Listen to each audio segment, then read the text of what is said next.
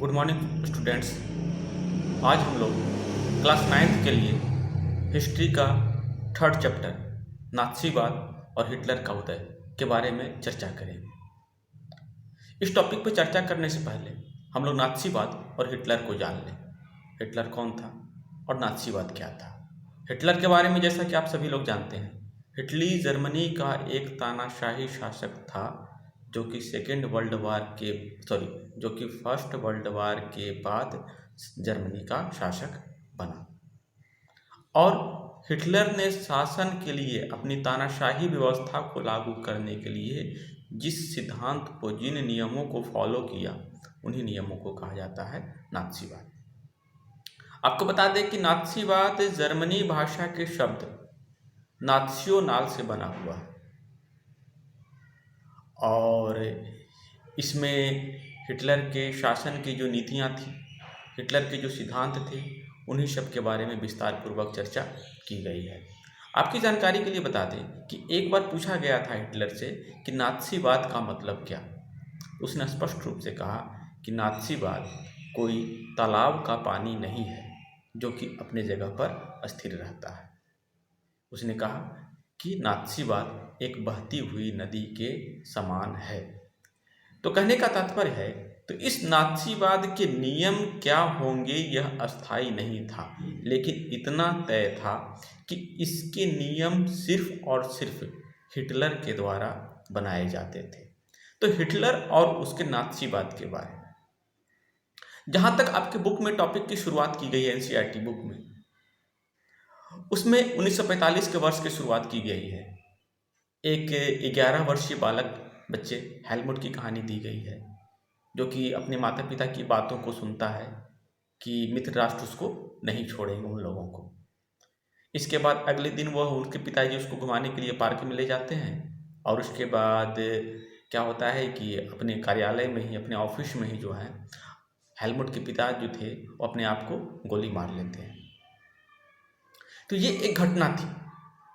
अब यहाँ पर यह सोचना है कि आखिर ऐसा क्या हुआ कि हेलमुट के पिता को खुद को शूट करना पड़ा, खुद को गोली मारनी पड़ी। तो इसका पीछे जो रीजन बताया गया है कि हेलमुट के पिता एक नात्सीवादी थे, यानी कि हिटलर के समर्थक थे और प्रथम विश्व युद्ध में हिटलर और नात्सीवाद हार चुका था। अब इसके बाद लगना था कि विजेता देशों का समूह, मित्र राष्ट्र, वह जो है नात्सियों के ऊपर में अत्याचार करेंगे या उनके ऊपर मुकदमा चलाएंगे। तो इसी बात को ध्यान में रखते हुए ये कहानी दी गई है।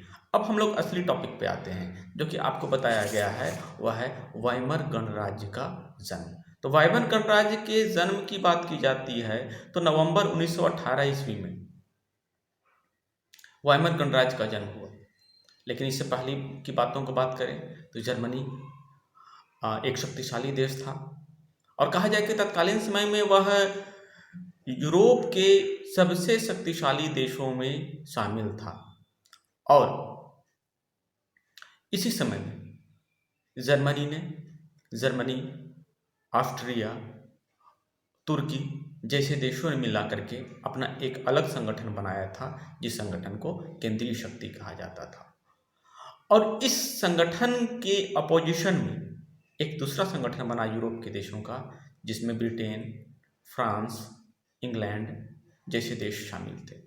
आगे आकर के इसमें सोवियत संघ और यूएसए भी इसमें शामिल हो गया। तो प्रथम विश्व युद्ध की शुरुआत होती है 1914 ईस्वी में, और शुरुआत जो की जाती है वह जर्मनी के द्वारा की जाती है।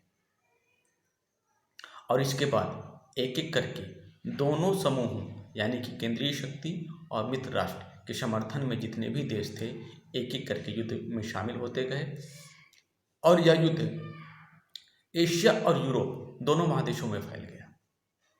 इसके बाद समानतः यह माना जा रहा था कि युद्ध कुछ दिनों में समाप्त हो जाएगा, लेकिन युद्ध लंबा खींचने लगा। विशेष रूप से जर्मनी, जो कि एक शक्तिशाली देश था, उसने फ्रांस, बेल्जियम पर कब्जा कर लिया। ब्रिटेन भी उसके सामने लगभग हार ही रहा था और शायद केंद्रीय शक्ति को प्रथम विश्व युद्ध में सफलता मिल जाती। लेकिन 1917 ईस्वी में संयुक्त राज्य अमेरिका जो है मित्र राष्ट्रों की ओर से प्रथम विश्व युद्ध में शामिल हो गया। और इसके बाद क्या हुआ कि मित्र राष्ट्रों का खेमा जो था शक्तिशाली हो गया और सभी लोगों ने मिलकर के जर्मनी को बहुत बुरी तरीके से पराजित किया। तो नवंबर 1918 ईस्वी में जर्मनी के पराजय के साथ ही प्रथम विश्व युद्ध का समाप्ति हो गई। तो नवंबर 1918 में प्रथम विश्व युद्ध समाप्त हो गया, लेकिन उसके बाद जर्मनी में काफ़ी कुछ बदलाव देखने को मिला। पहला बदलाव तो यही हुआ कि जैसे ही पराजय की घोषणा हुई, जर्मनी के राजा, उस समय जो राजा का नाम था विलियम कैसर, उसने पद त्याग कर दिया। यानी कि युद्ध समाप्त होते ही जब सबसे पहली समस्या थी कि जर्मनी में कोई शासक या शासन तंत्र ही नहीं रहा। इस स्थिति में जर्मनी के जो राजनीतिक शक्तियाँ थीं, उन सभी देशों ने आपस में मिलकर के जर्मनी में एक लोकतांत्रिक व्यवस्था स्थापित करने की योजना बनाई। और इसके तहत जर्मनी के वाइमर शहर में, ठीक है, जर्मनी के वाइमर शहर में सभी राजनीतिक पार्टियों को मिला करके एक राष्ट्रीय सभा की बैठक बुलाई गई। और इस राष्ट्रीय सभा की बैठक में एक व्यवस्था की गई कि जर्मनी में एक संघीय व्यवस्था पर आधारित संसदीय सरकार का गठन किया जाएगा। तो संसद का गठन किया जाएगा। आपकी जानकारी के लिए बता दें, जर्मनी के संसद को राइखस्टॉग कहा जाता था। और इस जर्मनी के संसद यानी राइखस्टॉग का जो निर्वाचन होना था वह सार्वभौमिक वयस्क मताधिकार के द्वारा होना था, जिसमें स्त्री और पुरुष दोनों को शामिल किया गया था। यानी कि महिलाओं और पुरुषों दोनों को वयस्क मताधिकार प्रदान किया गया और इसके द्वारा जो था राइखस्टॉग के सदस्यों का निर्वाचन किया जाना था। तो इस प्रकार से नवंबर 1918 में जर्मनी के वाइमर साम्राज्य में एक लोकतांत्रिक व्यवस्था पर आधारित संघीय शासन व्यवस्था पर आधारित जो है एक सरकार का निर्माण हुआ, संसद का निर्माण हुआ और इसी को नाम दे दिया गया वाइमर गणराज्य। और जैसे गणराज्य के बारे में आप सभी लोग जानते हैं, गणराज्य एक ऐसी शासन व्यवस्था है जिसमें शासक का चुनाव जनता के द्वारा होता है। इसमें वंशानुगत शासन व्यवस्था नहीं होती है। तो वाइमर गणराज्य का गठन हो गया और जनता के मतदान के द्वारा गठित हुआ, लेकिन जर्मनी के बहुत सारे लोगों को इस वाइमर गणराज्य में भरोसा नहीं था। यानी कि उनको ये वाइमर गणराज्य की व्यवस्था पसंद नहीं आ रही थी। इसका कारण क्या था? इसका कारण ये हुआ कि प्रथम विश्व युद्ध की समाप्ति के पश्चात जो मित्र राष्ट्र है यानी विजयी देश जो थे, उन्होंने जर्मनी के ऊपर एक कठोर शर्तों वाला संधि वर्साई की संधि को लागू कर दिया।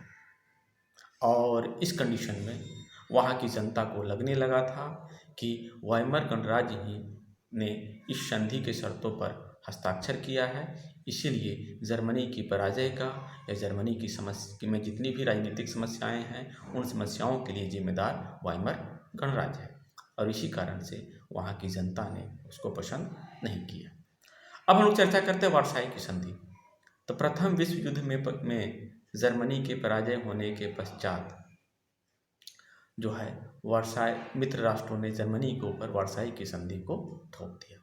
और इस वर्साई की संधि के शर्तों पर अगर गौर करें तो शर्तें काफ़ी कठोर और जर्मनी के लिए अगर कहा जाए तो बिल्कुल अपमानजनक थी। जर्मनी युद्ध में पराजित हुआ यह महत्वपूर्ण नहीं था, लेकिन समस्या ये थी कि इस पराजय के साथ साथ अत्यंत कठोर शर्तों वाला एक संधि भी जर्मनी को स्वीकार करने के लिए बाध्य किया गया। अब इस व्यवस्था के तहत जर्मनी के लगभग सारे उपनिवेश मित्र राष्ट्रों ने आपस में बांट लिया। जर्मनी की कुल जनसंख्या का लगभग 10% का भाग पर मित्र राष्ट्रों का अधिकार हो गया। इसी प्रकार से 13% भूभाग यानी कि 10% जनसंख्या और 13% भूभाग पर मित्र राष्ट्रों का अधिकार हो गया। इसके अलावा जर्मनी के जितने भी महत्वपूर्ण संसाधन थे, जिसमें कि लौह भंडार, कोयला भंडार इत्यादि जो देश हैं, उन्हें जो है वह मित्र राष्ट्रों को सौंपना पड़ गया। इसके साथ साथ जो किया गया कि जर्मनी की सेना को भंग कर दिया गया। ये एक गलत कदम था। जर्मनी की सेना को भंग नहीं किया जाना चाहिए था। तो जर्मनी की सेना, जर्मनी की पुलिस व्यवस्था को बिल्कुल पूरे तरीके से भंग कर दी गई और उसके साथ एक और व्यवस्था की गई कि जर्मनी के ऊपर एक अपराध बोध अनुच्छेद लगाया गया और इस अपराध बोध अनुच्छेद के तहत जर्मनी को प्रथम विश्व युद्ध के लिए जिम्मेदार ठहराया गया और इसके लिए एक हर्जाने की रकम तय करी गई जो कि लगभग 6 अरब पाउंड का जुर्माना जर्मनी को देना था। ये जुर्माना किसको दिया जाएगा? तो ये जुर्माना मित्र राष्ट्रों को दिया जाना था।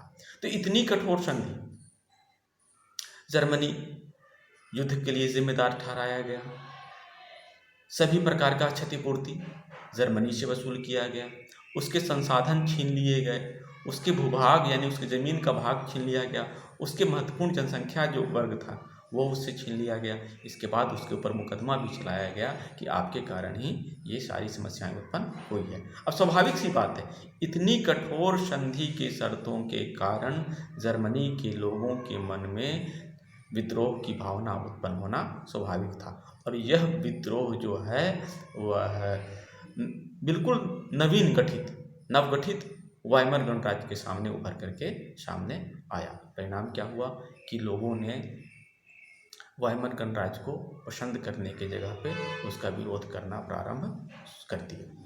अब इस टॉपिक के अनुसार जो आपका प्रश्न बनता है, यहाँ पर हम टॉपिक से 2 प्रश्न बना सकते हैं। अब पहला तो ये कि वाइमर गणराज्य को जर्मनी की जनता ने पसंद क्यों नहीं किया? वाइमर गणराज्य को जर्मनी की जनता ने पसंद क्यों नहीं किया? और दूसरा, वर्साई की संधि की प्रमुख शर्तों को लिखिए, प्रमुख शर्तों की व्याख्या कीजिए। दूसरा प्रश्न है वर्साई की संधि की प्रमुख शर्तों की व्याख्या कीजिए। शेष अगला टॉपिक जो है युद्ध का असर, हम लोग अगले वीडियो में देखेंगे।